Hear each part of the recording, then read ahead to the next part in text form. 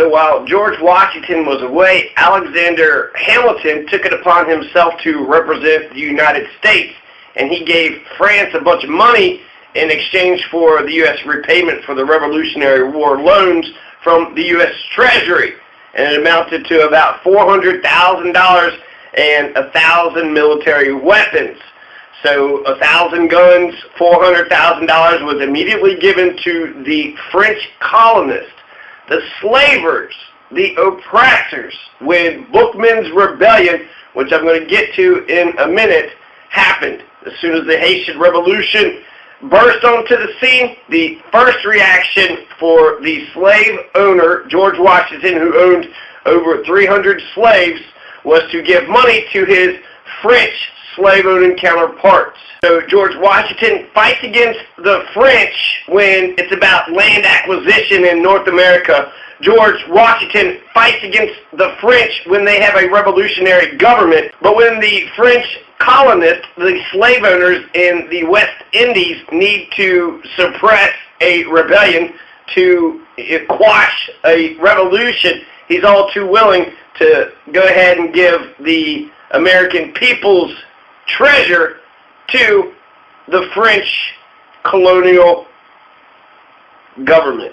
In the period between September 1791 and June 1793, a span of 22 months, the United States gave $726,000 to French white colonists. George Washington was a slave owner. He joined the U.S. Revolution in order to protect his slaves from Lord Dunmore's Emancipation Proclamation. George Washington loved having slaves, probably too much, and that's why he helped France fight their rebelling slaves. And for one thing, just our language. We have the French kiss, we got French fries, we got French toast, French's mustard and ketchup, and then all the language, all the words. There's so many phrases that we use all the time that is, French. Deja vu. Going through deja vu all over again. C'est la vie. That is life. Je ne sais quoi. He's got that certain je ne sais quoi. Ooh la la. Vis-a-vis. Viola. Sacre bleu. Sacre bleu. It's apropos. It's au courant. Au contraire. Blase, blase, blase. Bon voyage. Bon voyage. Bourgeoisie. Cachet, cafe, chauffeur, clique, cliché, critique, croissant, cul-de-sac, excusez-moi, extraordinaire, facade, faux, faux pas, hot shots part deux, gaffe, genre, Grand Prix, voyeur, boutique, call, celebrate, laissez-faire, madame, malaise, Mardi Gras, melee, mousse, papier-mâché, provocateur, debut, connoisseur, encore, en masse, entrée, exposé, passé, potpourri, premiere, rendezvous, reprise, résumé, touché, in lieu of, maitre d', ménage à trois, coup d'état, brunette, chic, lingerie, négligé, à la mode, bon appétit. Marquis de Lafayette himself traveled to the United States through Haiti. There's a lot that's going on right now during the Age of Revolution. The United States Revolution inspired the French Revolution, and that in turn inspired the Haitian Revolution. But then immediately, as soon as America's revolution is over, they reverse course, and they become the right-wing, absolute, anti-revolutionary, totalitarian, fascist, monarchist dictatorship that they fought against the day after the revolution was won. And another thing, just because one is born a slave, that doesn't make me a slave. A cat can give birth in an oven, but that doesn't make biscuits out of the kittens. George Washington's presidential term dates, he began April 30th. 1789 is the first day of his presidency, and he goes till March 1797. So 1789, 1797, 2 years after George Washington is not the president, November 9th, 1799, Napoleon is going to coup d'etat his way into power. He's going to force himself, declare himself emperor. Now he's the king. That's what France does 9 years after George Washington becomes the president. So he stops being the president, 1797, 1799, November 9th, Napoleon coup d'etats himself into power, and then 1 month, 5 days after Napoleon forces himself on the French people, George Washington dies, December 14th, 1799. He never got to see any of the 1800s. He also never got to see any of Kentucky, even though he had some land there. So Napoleon's 1799 coup d'etat, it was a violent overthrow. He kills the revolution. Napoleon kills the French Revolution. They're going to have another revolution in 1830, France is, because this revolution turned out to be crap. So he's now the autocratic monarchist dictator. He's also pro-slavery. So if there is any doubt that he is against the revolution, he's in favor of slavery. Haiti has no slavery. They declared slavery abolished for about 5 or 6 years, and then Napoleon comes on the scene and he goes, you know what? Maybe we should reinstate slavery. So Napoleon's a piece of shit. Napoleon is one of the worst people out here in all of history, okay? He is a piece of shit. He wants to go kill Haitian people just to stop black people's progress in the world. And Usher's people is from Haiti. So if you don't like Usher, I mean, we wouldn't have the music of Usher if Napoleon had his way. So I compare Napoleon to Britney Spears. Britney Spears sucks. She's pretty stupid, right? She is not smart. She's white trash. But I guarantee you she's against slavery. Ask Britney Spears if she's against slavery. Hey, yo, Britney, you against slavery? Yeah, slavery is like, that's so sucky. Oh my God. I don't like slavery at all. So Britney Spears is one notch above Napoleon because at least she understands that slavery is wrong. I hope, Britney. Come on, Britney. I'm believing in you. I'm pulling for you, Britney. I think we're the same age. I remember when her Baby Hit Me One More Time came out. My loneliness is killing me, and I must confess I still believe, when I'm not with you, I lose my mind. So George Washington's big day, right? Little Georgie's big day, April 30th, 1789. So that's where we're at in the timeline, 1789. Then less than 2 months later, you're going to see the tennis court oath. So the third estate from the French Estates General, the National Assembly. This is the makings of the Revolution. They vowed to say that they were not going to separate, to reassemble wherever the circumstances require until the Constitution of the Kingdom is established. King Louis XVI called all the different estates, first estate, second estate, third estate, but he said the third estate you don't get any votes. And in order to enforce that, he locked them out so they couldn't get into the building. And they said, well, fuck it, we're just going to go out into the tennis court. And they made this oath, which is why they call it the tennis court oath. And they were afraid. They thought that the royal troops were actually going to cut them down, that they were going to get shot. So they went ahead and created this separate assembly right outside of the hall of King Louis the 16th, his meeting. He was having a big meeting, a big assembly, a big parliament, and the third estate, the poor people, said, fuck it, we're going to create our own parliament. This is our own convention. We the people are in power now. And they were going to stay there until they got the Constitution of France established. So they're going to write the Constitution. This was on June 20th, 1789. So George Washington's elected. In France, they have the tennis court oath. One day after the tennis court oath happens, you have New Hampshire ratifies the American Constitution, making that the supreme law of the land on June 21st, 1789. 3 weeks after the U.S. Constitution becomes the supreme law in all of the United States, July 14th, 1789, the masses of Paris stormed the Bastille prison. So the storming of the Bastille happens 1 month, 12 days after the storming of the Bastille. The Estates General published the Declaration of the Rights of Man and of the Citizen. This is on August 26, 1789. The Declaration of the Rights of Man and of the Citizen. So what was the Declaration of Rights and of the Citizen? It's a document put out by the Revolutionary French Council that establishes that there are natural rights and the French people get all these natural rights. There's about 20 to 30 articles, and they read as such. Article 1, men are born and remain free and equal in rights. Social distinctions can be founded only on the common good.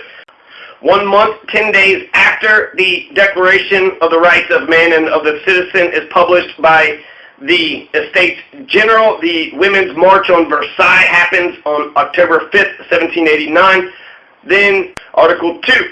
The goal of any political association is the conservation of the natural and imprescriptible rights of man. These rights are liberty, property, safety, and resistance against oppression. Exactly 1 year from the Women's March on Versailles, October 1790, you have the Freedmen's Response of Vincent Auger, a wealthy free mulatto intellectual who'd been active in Paris among the Friends of the Blacks. He's the one that's going to try a rebellion in Haiti. They're going to catch him, and then they're going to kill him in the public square.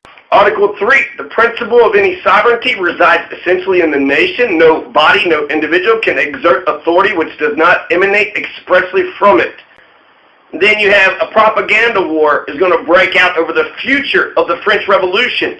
November 1790, Edmund Burke, he attacks the French Revolution in his book, Reflections on the Revolution in France. Edmund Burke's conservative defense of the ancient establishments in his book, Reflections on the Revolution in France, is disturbing. Edmund Burke was in favor of the monarchy, ruled by one, an autocracy, the ruling families. He wanted it to be a constitutional monarchy. He believed in the aristocracy, hereditary succession. Makes me think about the Louis C.K. joke about how well prepared a prince is. All he's been doing, he's just the son of the king. So what has he been doing to make him qualified to lead entire nation? He's just been raping chambermaids. Meanwhile, you have all these intelligent people, Einsteins and Leonardo da Vinci's. Shouldn't they be the ones who are running things? The smart, competent people, not the kid who was just raping chambermaids in the castle his entire life? Article 4. Liberty consists of doing anything which does not harm others. Thus, the exercise of the natural rights of each man has only those borders which assure other members of the society the enjoyment of these same rights. These borders can be determined only by law. Edmund Burke was also contemptuous and afraid of the Enlightenment. The Enlightenment, which is after the Renaissance. How can you be against the Enlightenment? He was afraid of Rousseau, Voltaire, Turgot, and they disbelieved in original sin, questioned a lot of religion. Article 5. The law has the right to forbid only actions harmful to society. Anything which is not forbidden by the law cannot be impeded, and no one can be constrained to do what it does not order. Edmund Burke cared about everything staying exactly the same. He's the conservative. He believes in tradition for tradition's sake. He also defended prejudice, meaning the values, when you adhere to values regardless of the rational basis. So he's just like, well, I'm prejudiced. That's why I'm against the French Revolution. I'm just prejudiced. So you believe in things that have no rational basis? Yep, I sure do. And you're logically defending it? Yep. You are correct, sir. Article 6. The law is the expression of the general will. All the citizens have the right of contributing personally or through their representatives to its formation. It must be the same for all, either that it protects or that it punishes. All the citizens, being equal in its eyes, are equally admissible to all public dignities, places, and employments according to their capacity and without distinction other than that of their virtues and of their talents. Edmund Burke was outraged by the democratic French government's anti-clerical policies and the expropriation of Catholic Church land. Edmund Burke's work became popular with reactionaries such as King George III. He defended the monarchy, defended the aristocracy, and defended the Church of England, right? So Edmund Burke also had an overwhelming theatrical pity For Queen Marie, let them eat cake Antoinette. Queen Marie, oops, where did my head go? Antoinette. Edmund Burke was like, she's wonderful. Wow, what's the hate about Marie Antoinette? So she's bourgeoisie. So she's stuck up. So she's out of touch with the people who don't even have any bread. She tells them to eat some cake. Well, they just go eat some cake. Article 7. No man can be accused, arrested, nor detained, but in the cases determined by the law. And according to the forms which it has prescribed, those who solicit, dispatch, carry out, or cause to be carried out arbitrary orders must be punished. But any citizen called or seized under the terms of the law must obey at once. He renders himself culpable by resistance. So the fact that he was against the Enlightenment, the fact that he's going to just defend tradition because he's prejudiced, just because he likes the monarchy, he likes the ruling family, he just likes how things are, let's just keep everything the exact same. The one thing I do agree on, that he defends property, right? He says property is, we're allowed to own things, and I do agree with that, but there was a time when I didn't. Article 8, the law should establish only penalties that are strictly and evidently necessary, and no one can be punished but under a law established and promulgated before the offense and legally applied. One great point that Edmund Burke actually said makes me think. He asked this question. He says, what is the use of discussing a man's abstract right to food or to medicine? The question is upon the method of procuring and administering them. In this deliberation, I shall always advise to call in the aid of the farmer and the physician rather than the professor. So, do we have a right to food? Do we have a right to medicine? He's like looking past it and saying, well, it's not just about the right. Who is going to administer? How are you going to get the medicine? How are you going to get the food? You're going to have to get it from the doctor. You're going to have to get it from the farmer. That's where it's going to have to come from. Or you can teach yourselves and raise your own food. If you have land, you could have some land reform. When you have universal health care, where does it come? You could have the universal basic income. You could have the government paying for it, like they pay for all the wars, right? They could pay for it that way. And so I feel like he is just obfuscating the issue. He's trying to say, sure, do we have a right to it? Don't we have a right to it? Yes, you got a right to eat. You got a right to life, right? So medicine and food goes towards life. You have a right to live. And so he's just looking at the next steps. Once you've declared that you have a right to food and medicine, now how do you make sure everybody has this? That's the correct logical order of thinking about that. But he's just obfuscating the issue, and he's saying, you think you have a right to the food and medicine? Well, where is it going to come from, smart guy? Huh? You think you're smart? Where is it going to come from? Article 9. Any man being presumed innocent until he is declared culpable, if it is judged indispensable to arrest him, any rigor which would not be necessary for the securing of his person must be severely reprimanded by the law. That was in November 1790, so that's Edmund Burke, and this was the conservative attack on the reflections on the revolution in France. This caused a melee. A lot of people were freaking out about this. He sells a whole bunch of books, and right afterwards, it's basically a pamphlet war. You know, pamphlets and books. Mary Wollstonecraft, this is in England, Mary Wollstonecraft, she wrote a pamphlet against Burke, and she was for republicanism, democratic representation, a democratic representative government that is based upon the consent of the people. She was in favor of agrarian socialism, right? Let them eat cake? Well, hell, let them raise their own flour and their own chickens for the eggs and their own cows for the milk and make their own cake. They could bake their own cake. Let them bake their own cake.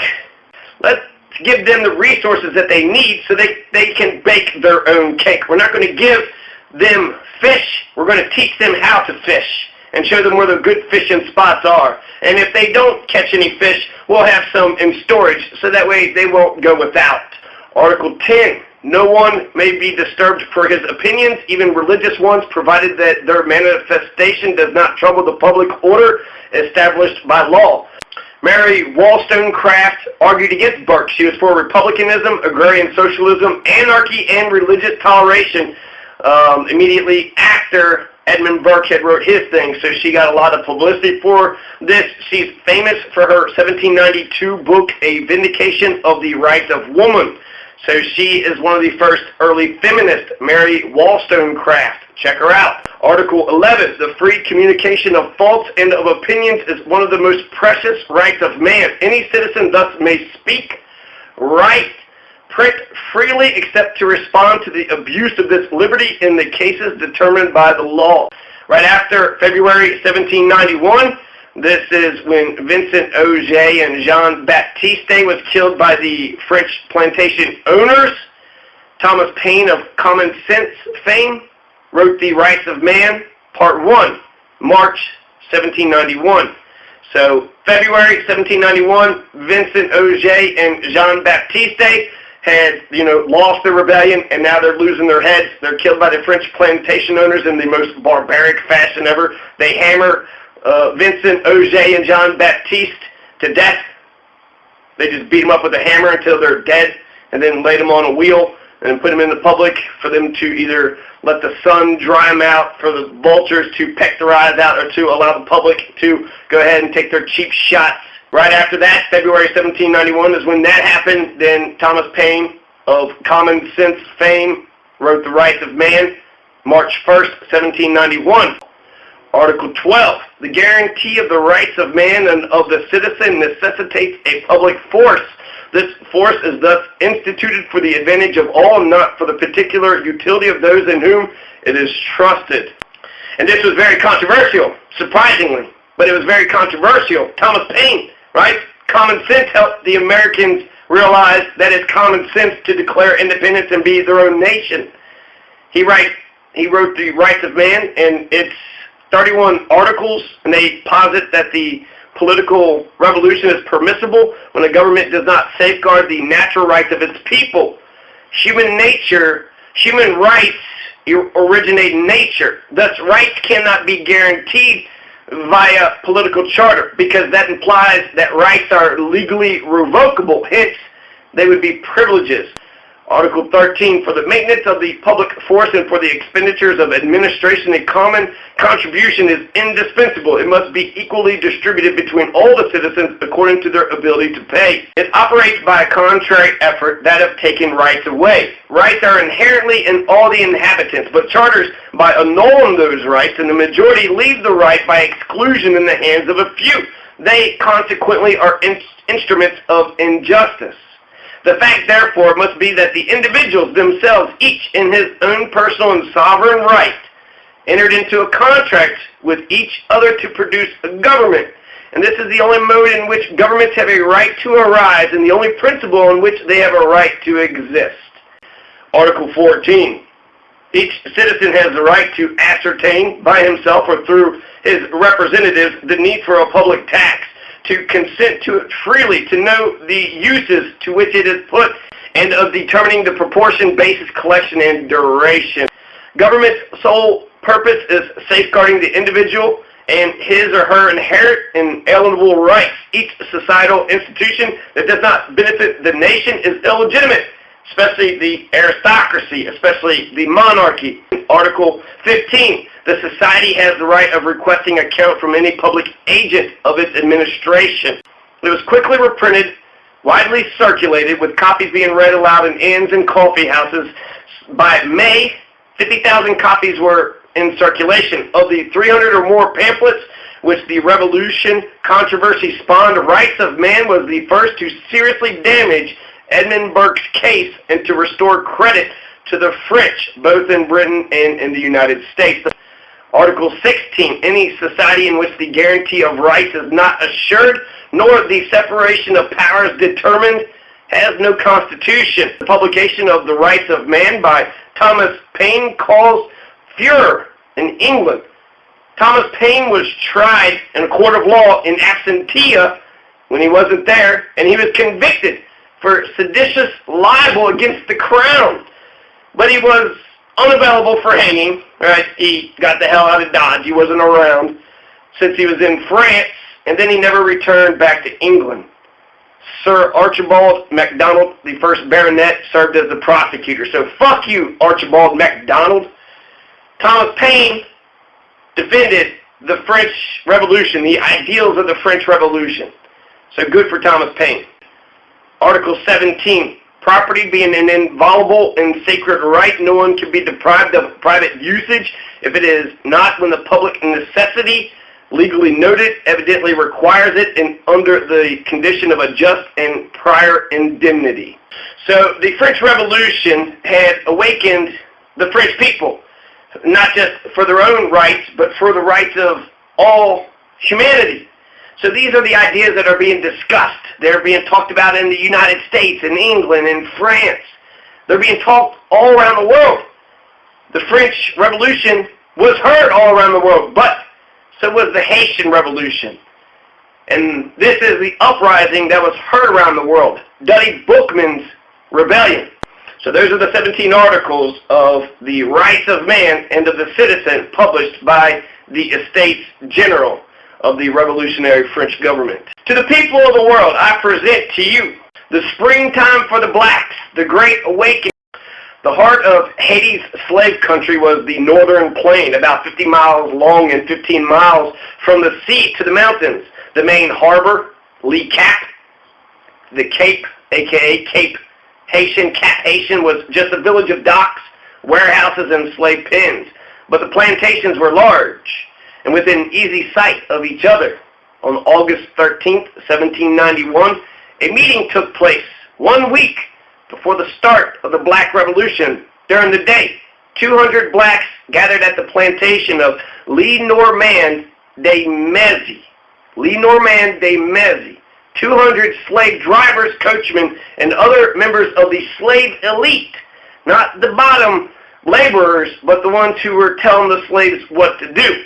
The elite, the coachmen, the slave drivers, they all came in about from 100 different plantations, and they came together in Plaine du Nord Parish.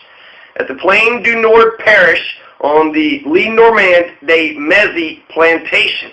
Later that night, 1791, of August 13th/August 14th morning, some of those at the Plaine du Nord Parish meeting then went to a secret meeting out in the woods, out in the forest in Montrouge, in the alligator woods, a.k.a. Bois Caiman, in the Bois Caiman.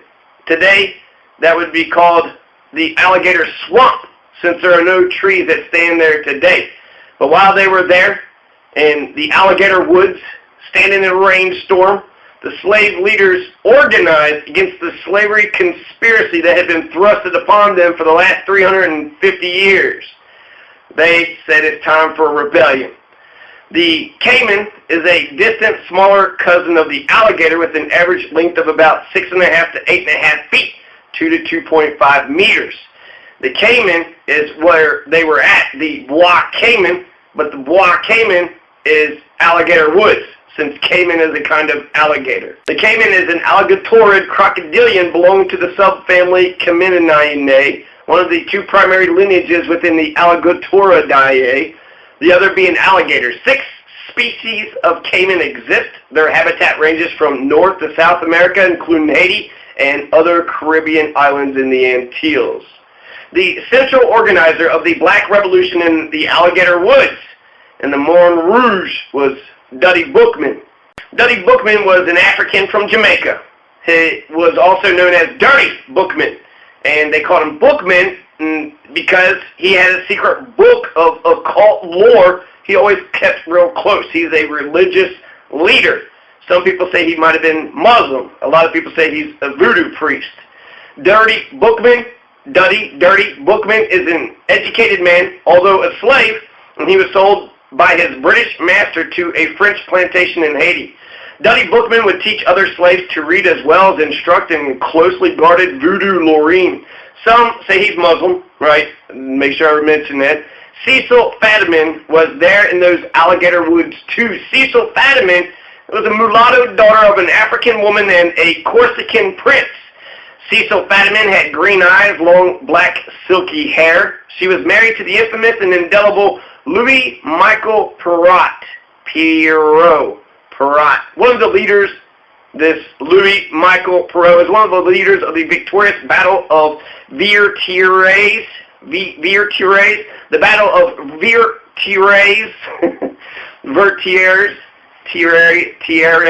Vertières. fuck French, man. I got to anglicize this a lot, but I'm going to anglicize as much as I can. So, Vertiers.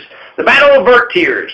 This was under the command of Jean-Jacques Dessalines, but Louis-Michel Perrault was there too, and that's the final battle in the Haitian Revolution. Louis-Michel Perrault will eventually become Haiti's 5th president, and Cecil Fadiman was his wife.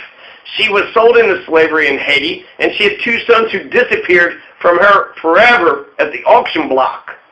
It said that Cecil Fadiman had died in Le Cap, Haitian, at the age of 112. It says that she was 112 years old. So, like Adam in the Bible, right? Genesis 5:5, chapter 5, verse 5, it says, all in all, Adam lived 930 years, and then he died. That's powerfully written there, Genesis authors. But seriously, it's not just Adam that says this in the Bible. You have a whole bunch of people that died when they're like 900 years old. Seth, Genesis 5:8, Seth dies when he's 912 years old. Genesis 5:11, Enosh dies when he's 905. Caiman dies when he's 910, Genesis 5:14. Genesis 5:17, Mahalalel died when they were 895. Jared, 962, Genesis 5:20. Enoch, 365. So poor Enoch, right? He died young. He was only 365 years old, according to Genesis 5:23. Methuselah died at 969. 969 years old. Methuselah. That's how old he lived, 969 years old. It's what Genesis 5:27 says, chapter 5, verse 27. Check it out. Lamech, 777 years old, Genesis 5:31. And then Noah, he lived to be 950 years old, according to Genesis 9:29. Also, Moses, he died at 120 years old. And then when he reflected on the brevity of life, he's like, the days of our lives are only 70 years. We only get 70 years, and if by reason of strength they're 80 years, yet their boast is only labor and sorrow, for it is soon cut off and we fly away. Psalm 90:10. So Moses only lived to be 120, right? Poor Enoch only lived to be 365, but you got 1, 2, 3, 4, 5, 6, 7. 7 people in the Bible: Noah, Methuselah, Jared, Cainan, Enosh, Seth, and Adam, who all lived to be 930 years old. So just like all of them in the Bible, that's bullshit that Cecil Fadiman lived to be 112 years old. That is bullshit. Sorry, I don't believe that Cecil Fadiman lived to be 112 years old. Big fucking surprise that people that believe this bullshit, hocus pocus, all this religious voodoo hullabaloo, they believe some of the dumbest shit, man. God damn it. This is why we can't have good things. You know, let's base our understanding of the world on truth. Can we do that? The truth? Anybody? Am I the only one here who believes in the truth? As voodoo drums beat a hypnotic rhythm and worshippers reciprocated in the voodoo priestess Mambo Marionette. And some say it was Cecil Fadiman, but let's go with Mambo Marionette. This is the voodoo priestess, and she's possessed by the Lawa, the Ogun, and the Lawa, the Urzuli Dantor family, a voodoo goddess of love and warrior mother. So a warrior mother is overtaken, Mambo Marionette, and she leads the rebellion Haitians in chanting and dancing with the spirits. Dutty Boukman sticks a pig and he drinks its blood. Mambo Marionette, speaking the voice of the spirit, names those who are going to leave the slaves and the maroons, the escaped slaves. A maroon is a free black man, the escaped slaves. So she names the slaves, who's going to lead the slaves and the maroons to the revolution to seek stark justice from their white oppression. And Mambo Marionette, she names Dutty Boukman to lead the brigade, and Jean-Francois Papillon, so Papillon, Jean-Francois Papillon is going to be a leader. George Bissau, so George Bissau is there, Dutty Boukman is there, Jean-Francois Papillon is there, and then Gino, the Grand Judge Bullet, is there too. So Jeannot, the Grand Judge Bullet. Jeannot, yeah, we'll go with Jeannot. Jeannot Bullet, Dutty Boukman, Jean-Francois Papillon. These are all going to be the leaders of the Dutty Boukman Rebellion.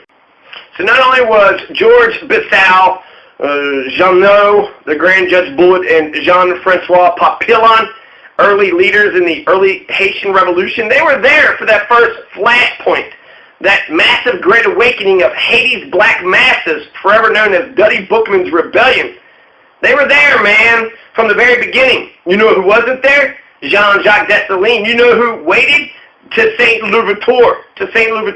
Jean-Jacques Dessalines. These are going to be major figures in the Haitian Revolution, but in this first battle, they're nowhere to be found. Not a big shock, right? The shot heard around the world didn't have Washington there, but it happened, and then it precipitates into something larger, just like Boukman's Rebellion is going to turn into. So Dutty Boukman is now being possessed by the voodoo spirit, Izali Danter, and Izali Danter is of the Petro Nation aspect of the Zulu family of Loa, and Loa are the spirits in Haitian voodoo.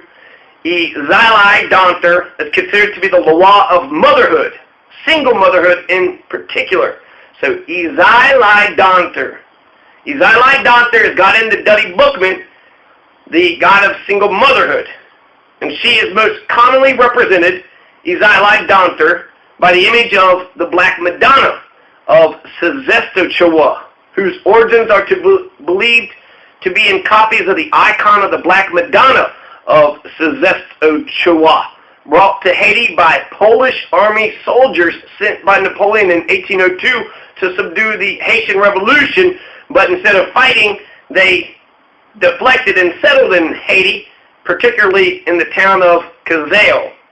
So Izali Danter is associated with the black Creole pig of Haiti. Her favorite animal sacrifice is the black Creole pig. Izali Danter also really likes rum. So the Black Madonna is Izali Danter. Dutty Boukman roared over the storm because it was raining. Dutty Boukman called upon the assembled slaves to rise up against their master, and he preached this: the God who created the sun, which gives us light, who rouses the waves and rules the storm, though hidden in the clouds, he watches us.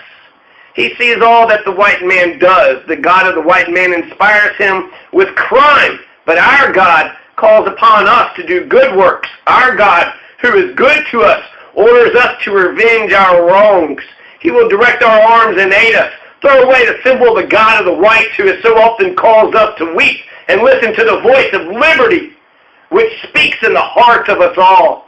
Dutty Boukman's midnight August 13th, 14th party sets the groundwork for the revolt that's going to happen in a week from now. The revolt is going to lead to the Haitian Revolution. So the only slave rebellion that turned into a black republic was the Haitian Revolution. Well, I guess there's a bunch of African nations too. A bunch of African nations overthrew their colonial occupiers too. You had Dutty Boukman, George Bissau, Jeannot, the Grand Judge Bullet, Jean-Francois Papillon.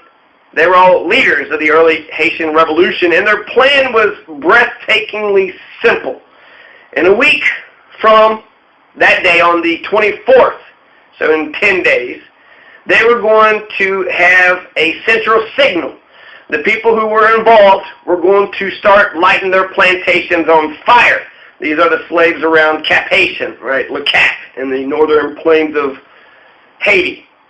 So on a central signal, August 24th, all the leaders of the rebellion were going to set their plantations on fire. And then once they set their plantations on fire, then all the surrounding plantations would see that all the plantations were on fire, and then they would join in the revolt. That would signal to slaves everywhere to overthrow their masters and to join the Haitian Revolution. The uprising would continue until all the French slavers were dead, and the island was in the hands of the slaves. Black slaves of Haiti only had their bare hands to fight with and farm implements. But they had enough and they were going to go through with it regardless. Unfortunately, there was a problem. The Coup and Limbe blacks, the Limbe blacks would be the ones who lived in the Limbe region, the habitation Chibald, they were short on patience. And the gang on the Galifet estate, they jumped the gun on the night of August 17th or the 20th, and they botched up their attempt to set the place on fire. So accordingly to the malevolent Frenchman Antoine Dalmas, who took part as the medical examiner in the interrogations of these prisoners, they found out the meeting that had happened on that plantation was about the rebellion. In the parish, they were like, what was that with that meeting? And then there was all the sneaking around with that midnight meeting. And so they found out from these tortured slaves, captured tortured slaves who tried to start the rebellion, that a general rebellion against French slavers was on its way. So this alarmed the Limbe whites, and they decided to take their captives to Cap Haitian to convince the governor there of the urgency of their situation. But before they could safely make their way there, the insurrection exploded with the force of a wild prairie fire, like gasoline, just spreading all over the place, like the awakening, like a springtime of the black nation.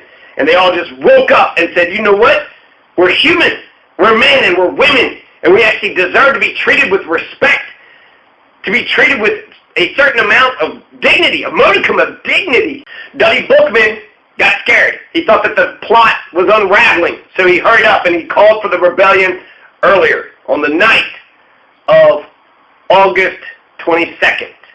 So he accelerated the plan because the one slave was caught, and they decided to have themselves a little revolution on August 22nd, 1791. Haiti's self-emancipated blacks emerged from the thick forest of the Morne Rouge, which are overlooking Le Cap, and they launched the Haitian Revolution. Dutty Boukman started on his own plantation. He went after his own master, and then they raced across the North Plain of Haiti. On plantation after plantations, the slaves rose up, and they killed their masters. They threw their bodies into the bonfires, and they burned everything to the ground, the barns, the equipment, everything.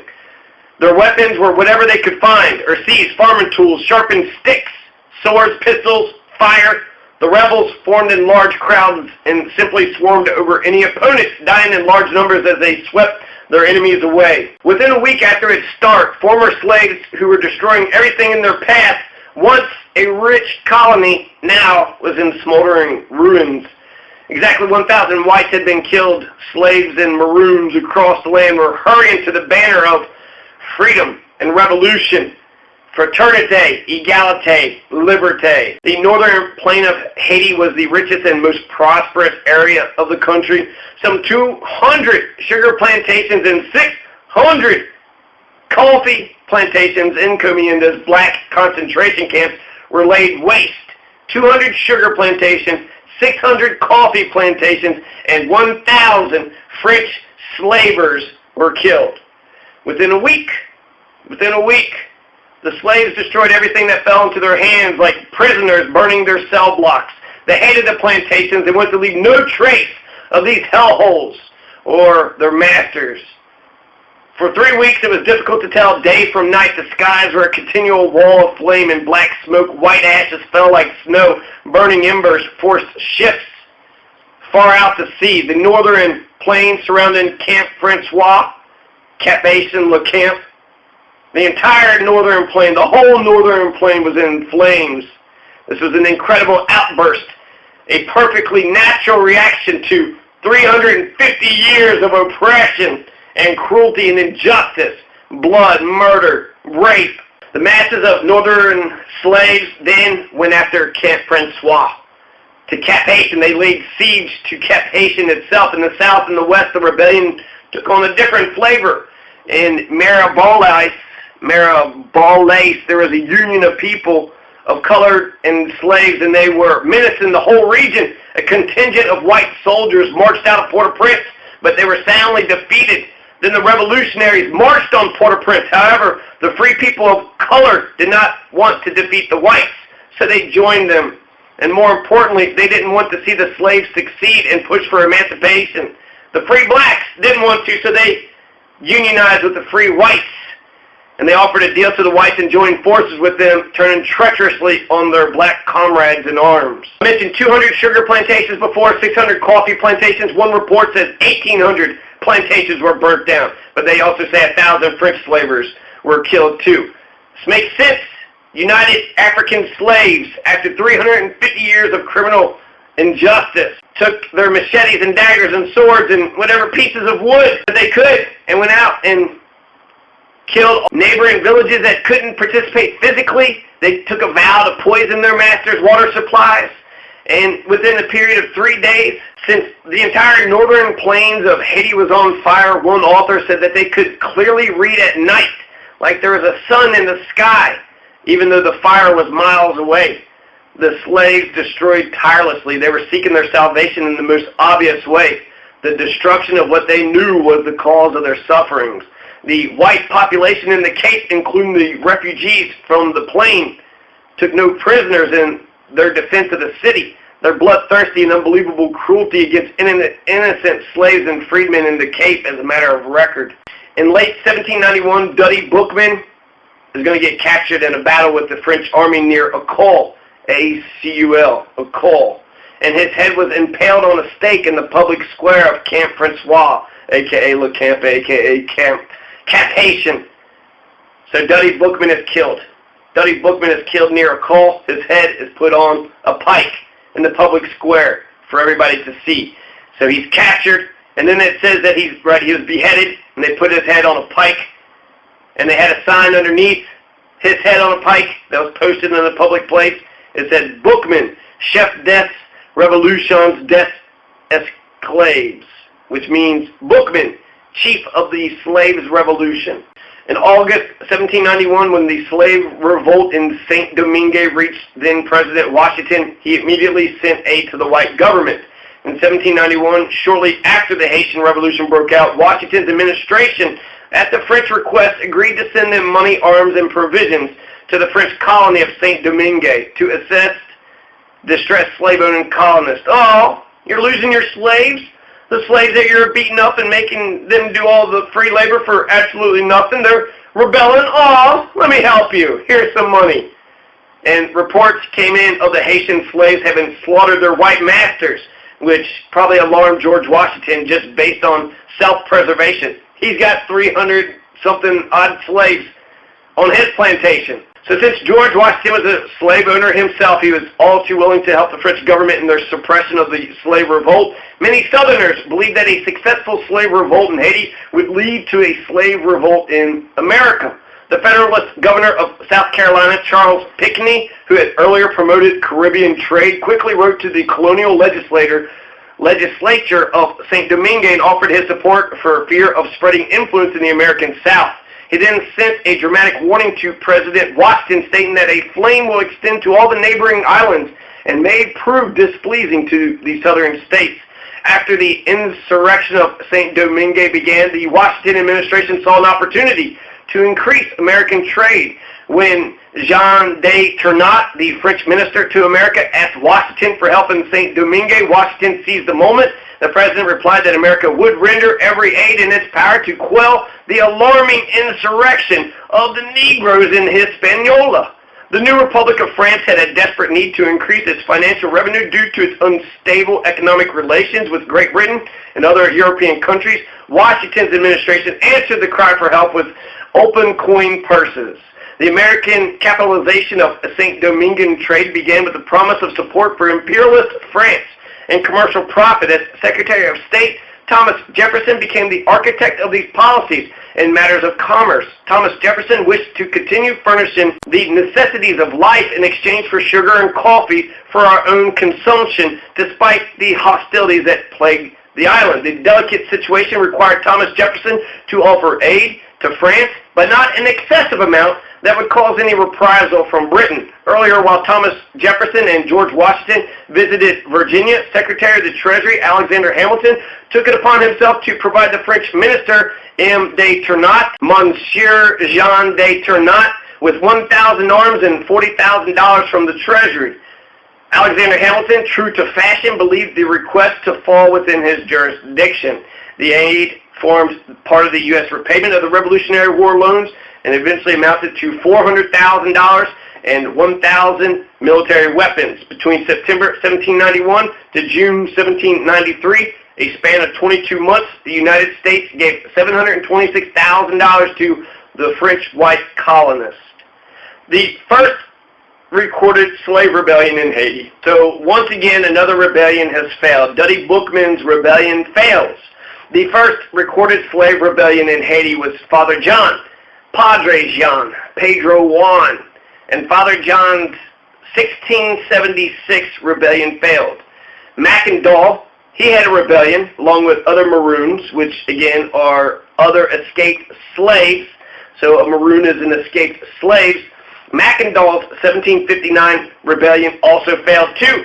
Mackendall, not Macklemore, but Mackendall, he fought his rebellion without a right arm. He didn't have a right arm, right? Yeah, I got a cast, but he didn't have a whole arm, right? He only had one arm. Not two, not three, not four, not five, but one. He only had one arm. Mackendall was burnt at the stake in Cap-Haïtien Public Town Square. So Mackendall was burnt at the stake. Then you had Vincent Auger, right, and Jean-Baptiste Vincent the Revolutionary. His October 1790 rebellion failed too. And then his brutal murder only showed how terrified the colonists were of a general slave rebellion. Black people, black slaves outnumbered the French slavers 10 to 1. 10 to 1. So the French capitalist imperial oppressors were greatly outnumbered by those that they were oppressing. And that's why Vincent and Jean-Baptiste was hammered to death, put on a Catherine torture wheel, put in the middle of a town for the people to enjoy themselves, to flay and hit and beat until Vincent and Jean-Baptiste died. And now you got Dutty Boukman. Dutty Boukman, who was inspired by the Mackendall Rebellion. Dutty Boukman's August 1791 rebellion fails too. And Dutty Boukman is beheaded, and his head is put on a pike. So, these are four rebellions that all failed. And that's why it's called a rebellion. A revolution is a successful rebellion. You've had in American history, you've had the Whiskey Rebellion, Shays Rebellion, Nat Turner's Rebellion, John Brown's Rebellion, the Occupy Rebellion, and they're all rebellions because they failed. Nothing happened. They tried to, stand up and do something, but then it failed. So it's just a rebellion. So Jean-Francois Papillon. So Papillon, Jean-Francois Papillon, was an African-born slave that worked in the Papillon Plantation. So Jean-Francois, I don't know, that's his slave name, but alright, Jean-Francois Papillon, working on the Papillon Plantation because he took his slave, his master's name. In the North Province of Haiti, Jean-Francois Papillon was working in this Papillon Plantation. He escaped Papillon Plantation many years before the revolutionary outbreak in Saint-Domingue in Dutty Boukman's rebellion. He lived as a Maroon until 1791. So Jean-Francois Papillon was an escaped slave. He had actually enjoyed his freedom for quite some time. So he was able to have friends here and there and organize his own band, his own motley crew, his own lost boys, his own communist commune. So when the Haitian Revolution had began, Jean-Francois Papillon had already enjoyed a previous experience of liberty, and he was one of the slave leaders that led the Haitian Revolution. After Dutty Boukman was killed, Jean-Francois Papillon declared himself the commander-in-chief of the black rebels. He declares himself the commander-in-chief. The other ones allow him to do so. So Jean-Francois Papillon is now the new leader of the slave rebellion. And he was going to be assisted by the black officers, Jeannot, the Grand Judge Bullet, George Bissau, and Toussaint Breda. Toussaint Breda would later on be known as Toussaint Liberatore. So enter Francois Dominique Toussaint Liberatore. Toussaint, the name, is of Basque origin, and it means all the saints. Toussaint, all the saints. And Liberatore was a name that he had picked for himself. Liberatore means the opening. In French, one who finds the opening. So it makes me think of a military strategy, a battle, right? He finds the opening. Or maybe as an opportunist. He sees an opportunity, he takes it. He sees the opening. He sees the open shot, he takes it. Winners want the ball. And when to St. Liberatore, when to St. Breda sees the open shot, he takes it. And he didn't want his slave master's name no more. He didn't want his slave no more, so he throws his slave name away in exchange for Liberatore. So now, to St. Liberatore. So now we have to St. Liberatore, right? The opening, or one who finds the opening.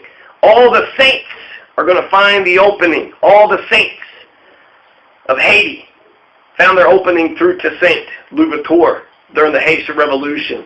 When the slave revolt broke out, Toussaint was already 45 years old. Old Toussaint.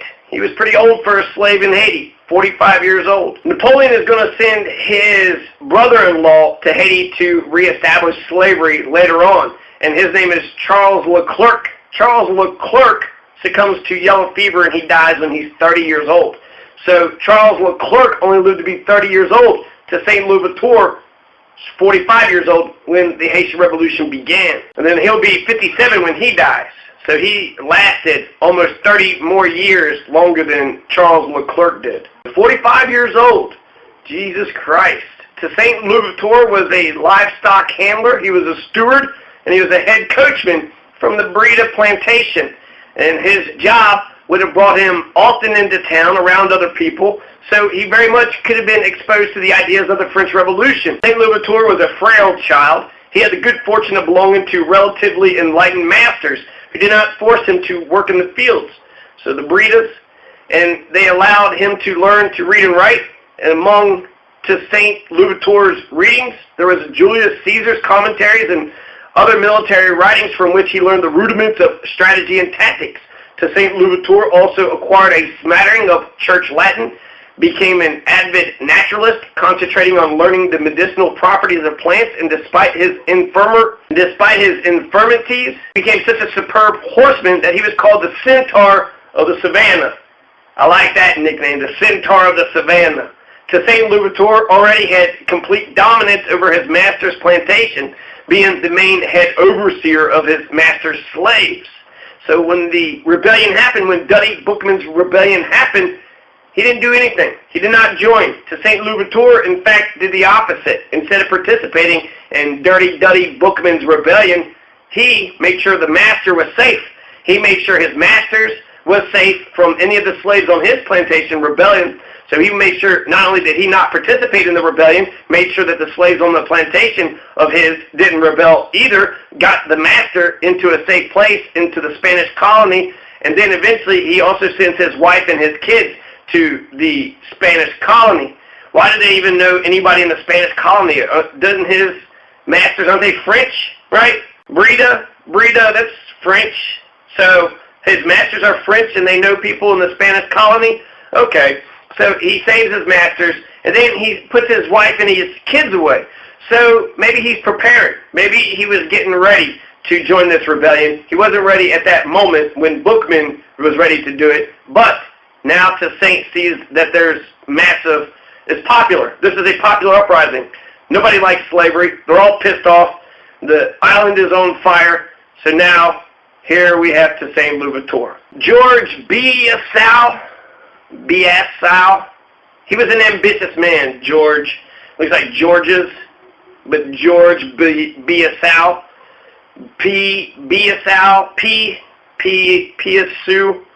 Piassou. So George Biassou. So George Biassou was an ambitious man. George Biassou, unfortunately, was hot-tempered, and he was suspicious and vindictive. George Biassou loved the good life, particularly women, fine clothes, and drink. He also sold his fellow revolutionaries into Spanish slavery. George Biassou. Then you have Jeannot, the Grand Judge Boulay. I like Bullet better. Jeannot Bullet. Jeannot Boulet. He wanted to be called the Grand Judge, so I'll call him the Grand Judge. So Jeannot Boulet was a small, thin man with a forbidding manner. Jeannot Boulet had a veiled, crafty face, but he was utterly remorseless, even towards his own kind. He would stop at nothing to gain his own ends.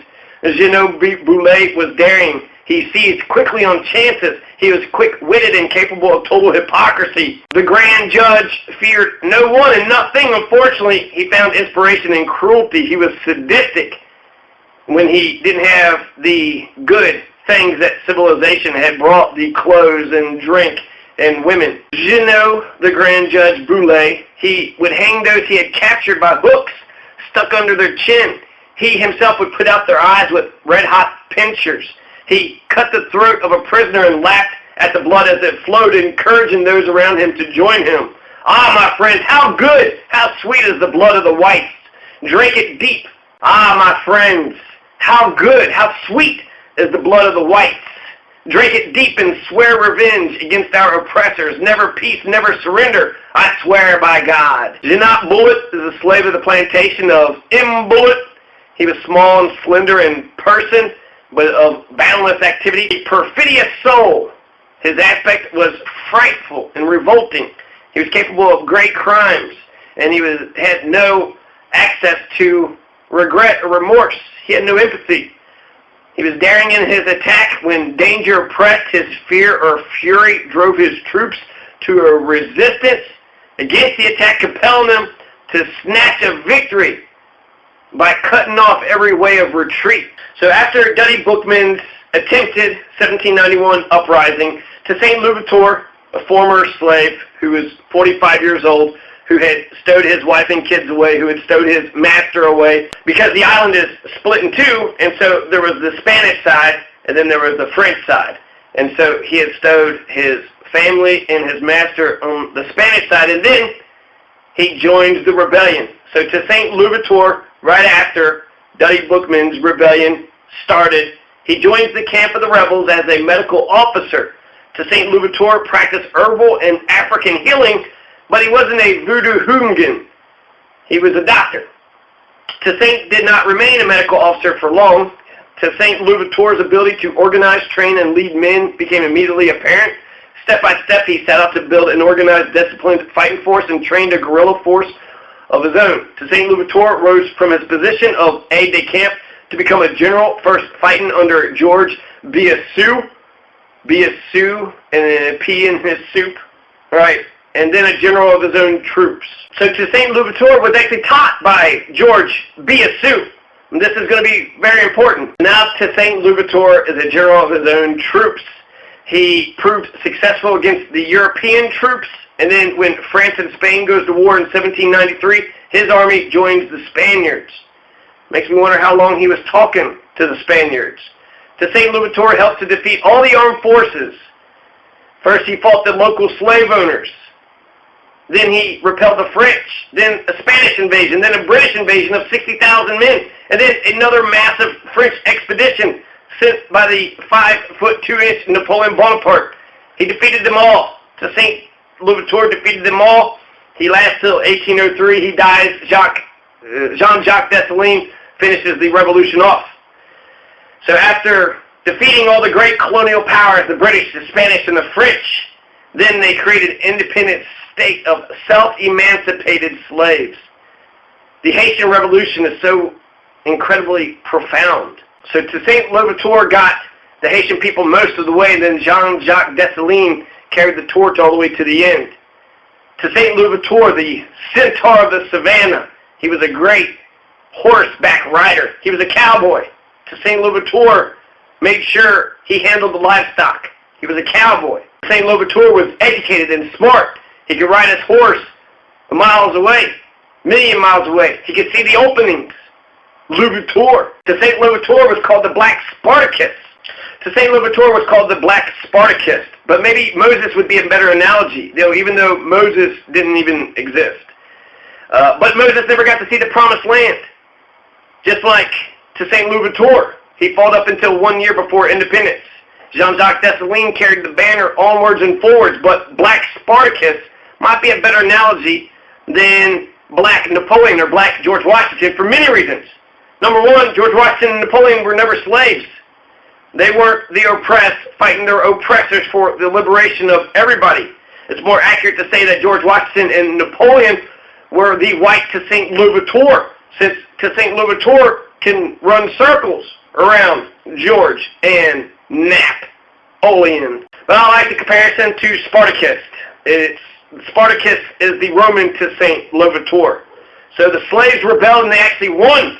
The only place in the world that happened was in Haiti, the only nation founded by newly freed men, the slaves fighting, murdering to stop their oppression, to stop their oppressors, to form their own nation. The Haitian Revolution was a million times more revolutionary than the American Revolution, and since it was successful, it was better than the French Revolution too. So, like Toussaint Louverture and Moses, Spartacus also dies before he is victorious, before his victory, before he gets to the promised land, before the liberation of the slaves were complete. So Spartacus, he was eventually killed in 71 BC, before the fictional Jesus Christ had existed, and Spartacus wasn't fighting to end slavery. So he wasn't looking for the emancipation, a general emancipation. Spartacus was a Thracian gladiator, a slave, right, who along with the Gauls, Creux, Gannicus, Castus, and Nomos, was one of the escaped slave leaders in the Third Servile War. The Third Servile War was a major slave uprising against the Roman Republic. The Third Servile War was the last in a series of unrelated slave rebellions against the Roman Republic known collectively as the Servile Wars. The Third Servile War was the only one to directly threaten the Roman heartland of Italia. It was particularly alarming to the Roman people because Rome's military seemed powerless to stop it. The revolt began in 73 BC with the escape of around 70 slave gladiators from a gladiator school in Capua. They easily defeated the small Roman force sent to recapture them. Within 2 years, they had been joined by some 120,000 men, women, and children. The able-bodied adults of this band were a surprisingly effective armed force that repeatedly showed the world that they could withstand or defeat the Roman military, from the local companion patrols to the Roman militia to train Roman legions under consular command. The slaves wandered throughout Italia, raiding estates and towns with relative impunity, sometimes dividing their forces into separate but allied bands under the guidance of several leaders, including the famous gladiator General Spartacus. That's a little bit about Spartacus. So October 15th, 1791. October 15th, 1791. This is just 2 months after Dutty Boukman's rebellion.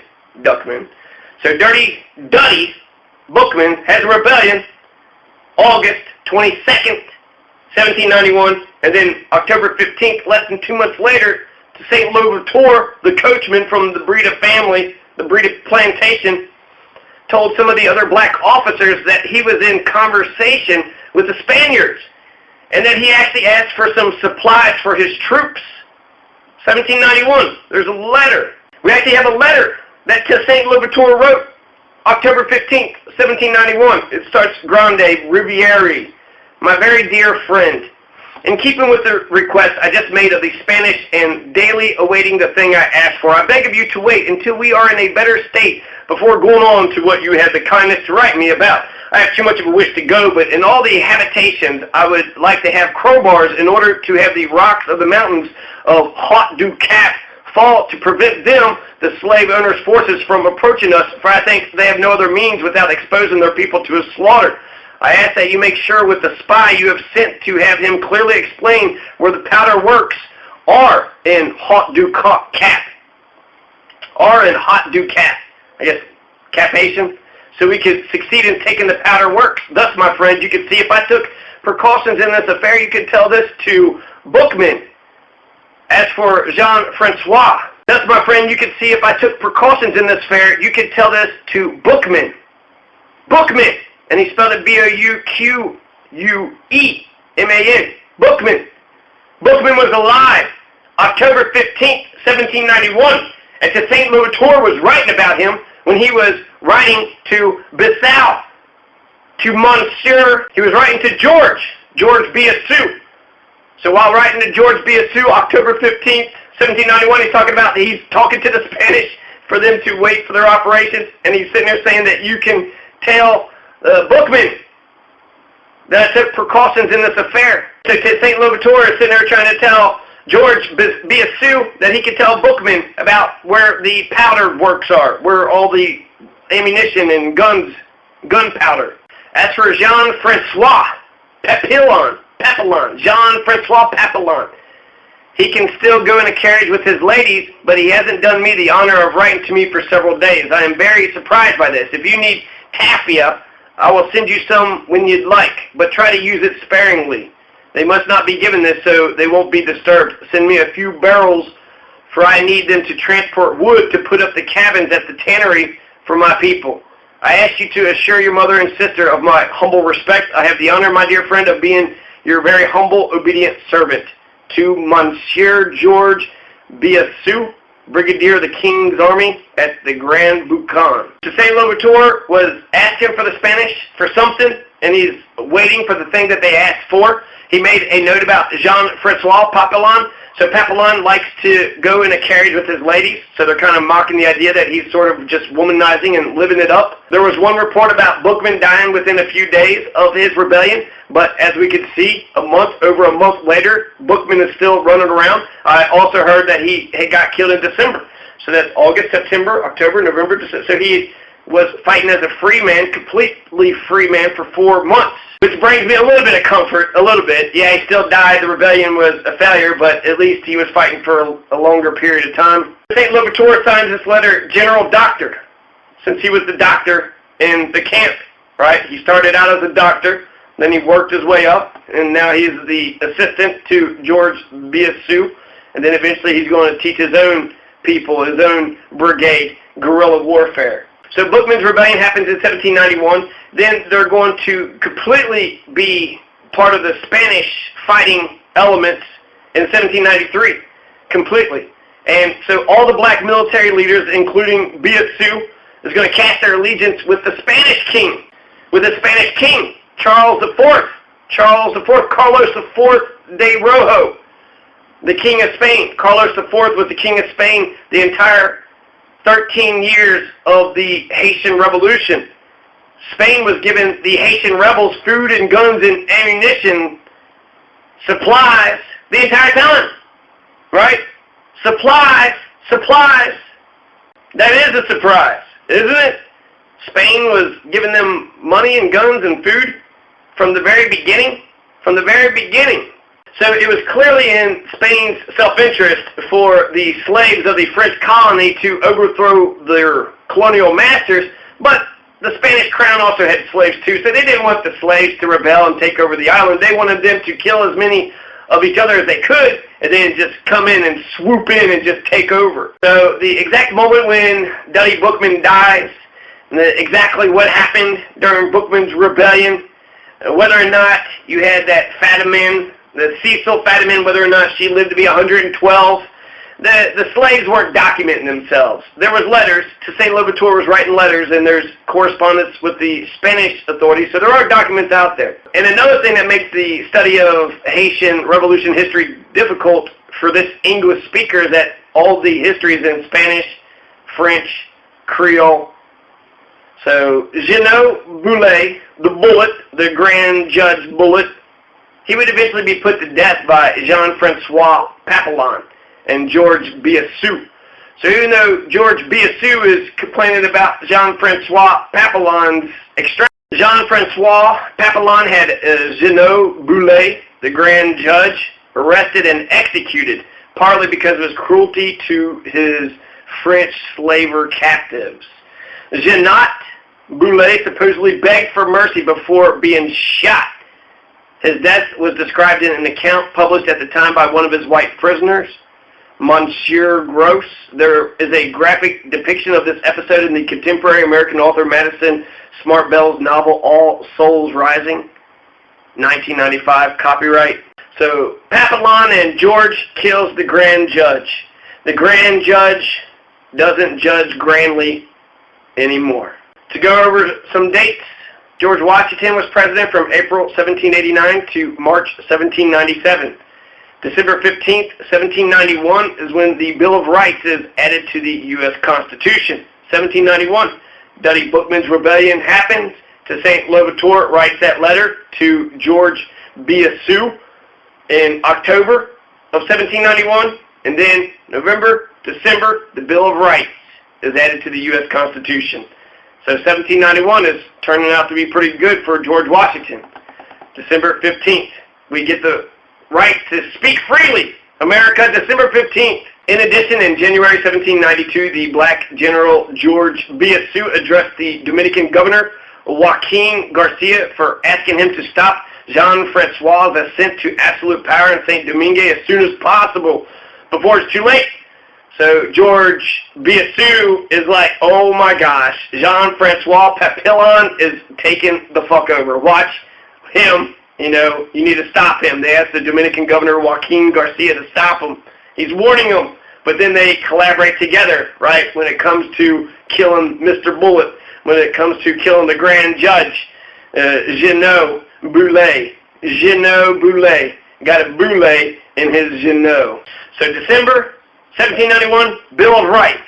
January 1792, George Biassou writes a letter to Joaquin Garcia telling him to stop Jean-Francois' ascent to absolute power in Haiti as soon as possible, before it's too late.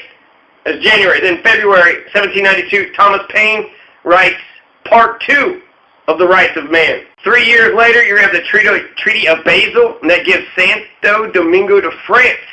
It strips the power from the Spanish armies on Hispaniola, having tied their fortunes to the Spanish king. George Biassou and Jean-Francois Papillon abandoned their armies. Key to the future outcome of the Haitian Revolution, many of those disbanded troops signed on with to St. Liberatore, the remaining black commander of Snatch. 1795. So we've seen, in a couple of years, we're going to see a lot of change, right? Jeannot Boulet is going to get killed. He's going to get killed by George Biassou, and George Biassou is clearly jealous or doesn't like the ambition of Jean-Francois, but they join together in order to kill Jeannot Boulet, the grand judge. So they join together to kill the grand judge, but only in a couple of years, in 3 years, you're going to have the Treaty of Bastille, which has the Spanish crown lose their property on Haiti. So now it's just all French. The whole island is just for the French. And since they had tied their fortune to the Spanish king, Biassou, who was to St. Liberatore's mentor, he goes to Augustine, Florida. He lives his days out in Florida. And then Jean-Francois, he also leaves too.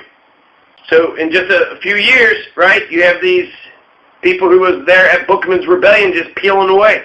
Jean-Francois is peeling away, Biassou is peeling away. Jeannot Boulet is killed.